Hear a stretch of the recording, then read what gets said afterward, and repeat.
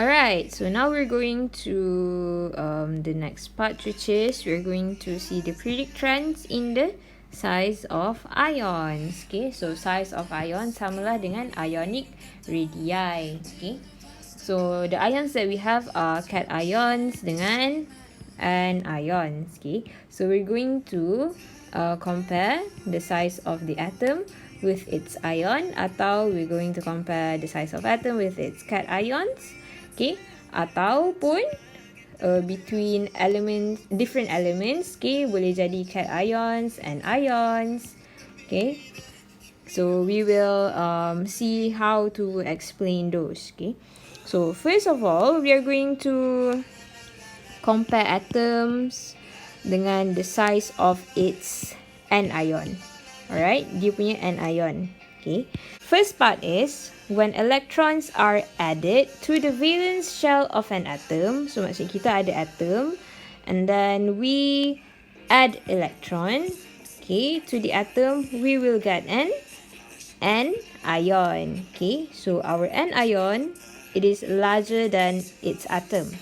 So when you add electron to the valence shell of an atom, okay, note that it is valence shell, okay, shell yang paling luar of your atom, the nuclear charge, your Z, the number of protons remain the same.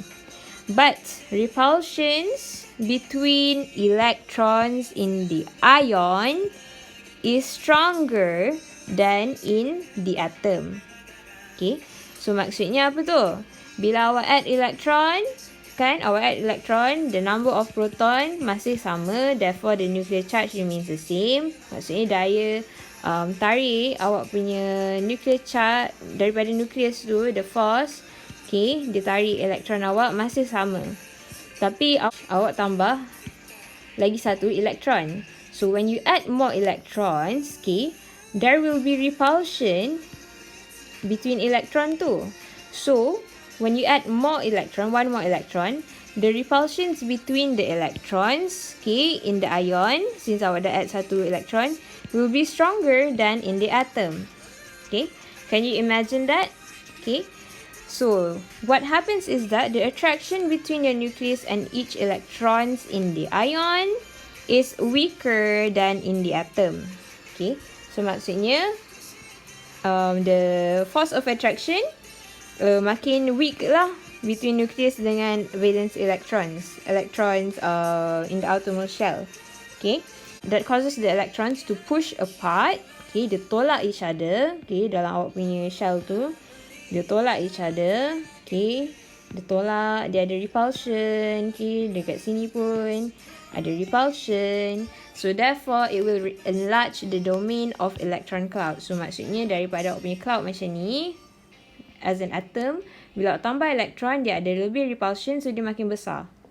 Okay, so from there you can conclude that the negative ions, your anions, are larger than your atom from which they are formed. Okay, so basically for the explanation between your atom and anion atau your versus your ions, okay, your first part will be the process whether you lose or gain electron. Lose or gain electron. Okay, to form apa? Apa awak punya ion tu? Cation ke anion? Okay, and then what happens to the Z, your nuclear charge?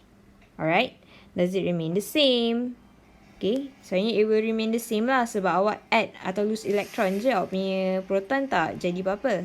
Okay, but your mutual repulsions between electrons, okay, your mutual repulsion between electrons atau electron repulsions, okay, what happens there?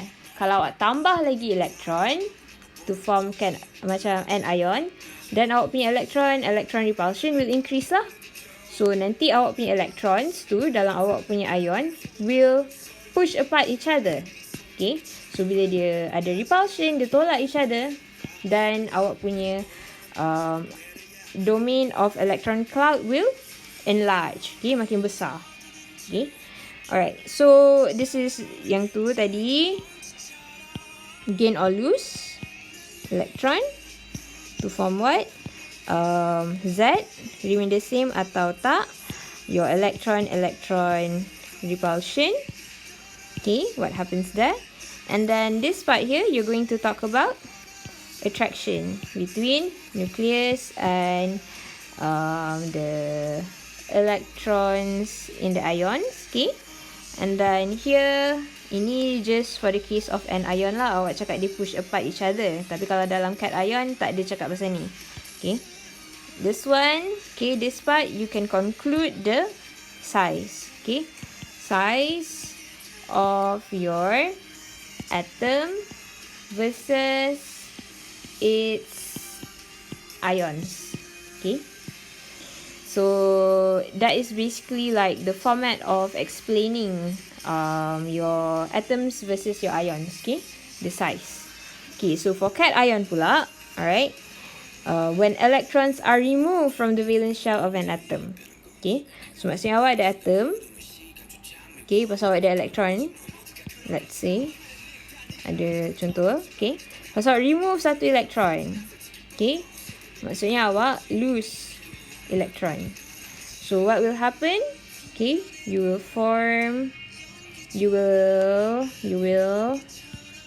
lose one electron. So what happens there is that the electron repulsions decrease. Okay, electron repulsions decrease.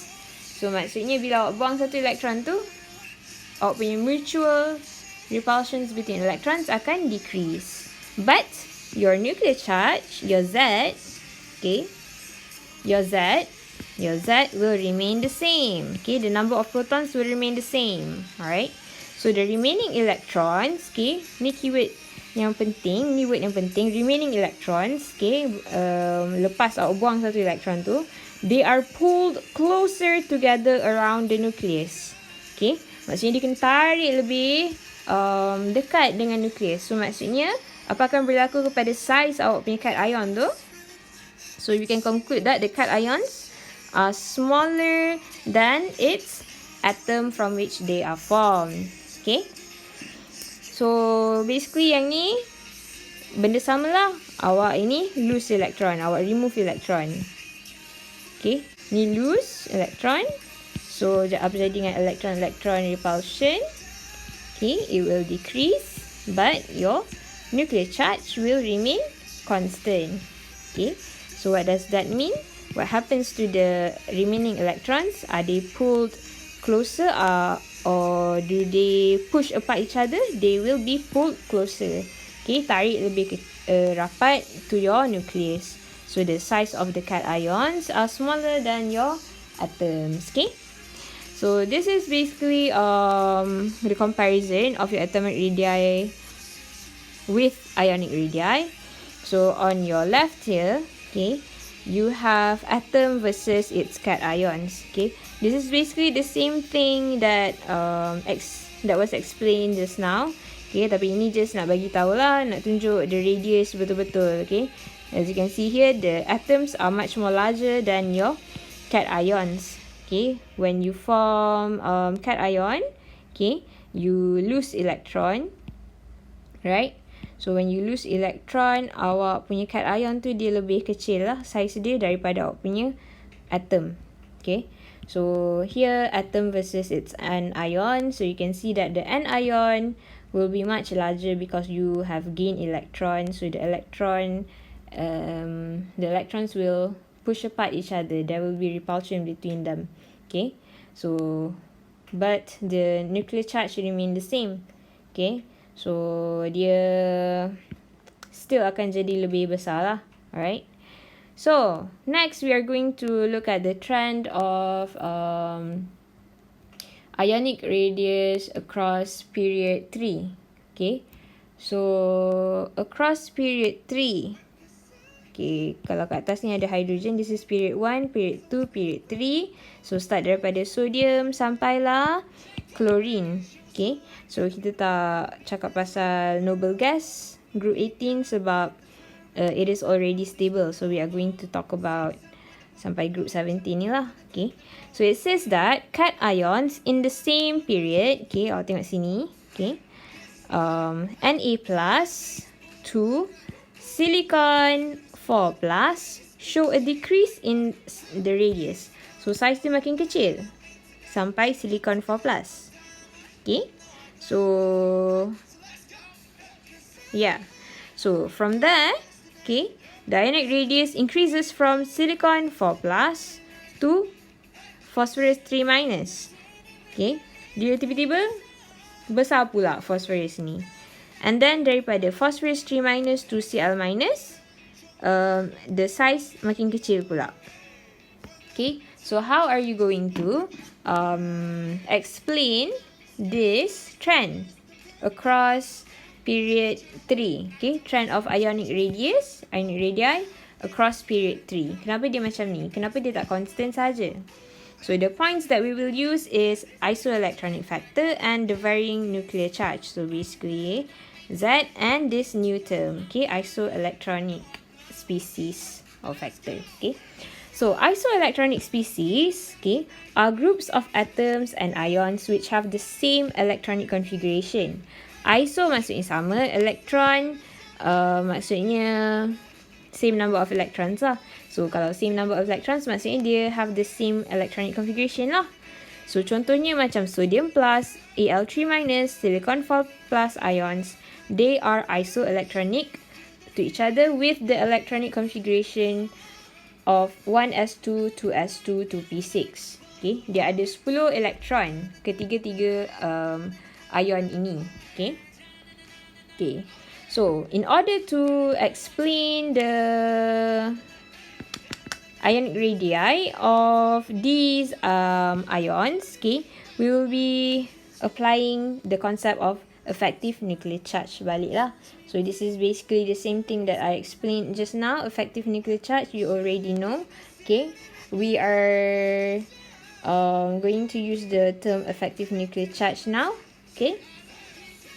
Effective nuclear charge pula. We are going to use the term nuclear charge now instead of effective nuclear charge, and we will see why. So effective nuclear charge, okay, kita cakap when going down, kita cakap pasal shielding effect bila cakap pasal going down the group. So sekarang ni kita tengah cakap pasal across the period.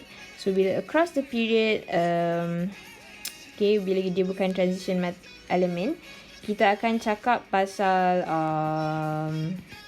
Zef, betul tak selalunya? Okay, tapi sekarang ni, okay, when we have isoelectronic species, okay, the number of electrons are the same. So maksudnya the shielding effect, okay, the shielding effect will be the same, okay, for these isoelectronic species because the electrons in the inner shell will be the same. Okay, so basically the more accurate term to use is nuclear charge lah. Okay, so within isoelectronic species, okay, the more positive the charge, the smaller the species. So sekarang ni kita ada species, okay, cations of the same number of electrons, therefore the same electronic configuration. Okay, so sodium plus, magnesium 2 plus, Al3 plus and silicon 4 plus ions are isoelectronic, okay, 10 electrons with the electronic configuration of 1s2, 2s2 and 2p6. Okay, so kenapa kita cakap lebih positif mereka ni, lebih smaller the species? Okay, it is due to the proton number increasing from sodium plus, magnesium 2 plus, Al3 plus and silicon 4 plus. Sodium ada 11, magnesium ada 12, Al ada 13 and silicon will have 14 number of protons. Okay, so when the number of proton increases, the nuclear charge also increases. Betul? Okay, so when the nuclear charge increases, therefore the force of attraction between nucleus and outermost electrons from sodium plus to silicon 4 plus will become stronger. Oh my god, I think I left the point here. So force of attraction between nucleus and outermost electrons increase. Okay, atau become stronger. Okay, please add this. Become stronger. From Na plus to silicon 4 plus. Therefore, the size of ions decrease from Na plus, okay, to Mg2 plus, Al3 plus, silicon 4 plus, and the ion. When you are writing the explanation like this kan, okay, increasing from, decreasing from ke, okay, you have to make sure awak punya symbol less than more than ni adalah betul, okay. So you have to make sure that diikut lah. Kalau dia decrease maksudnya daripada yang paling besar, okay. So kat sini paling besar, okay, sampai yang paling kecil. Alright. Okay.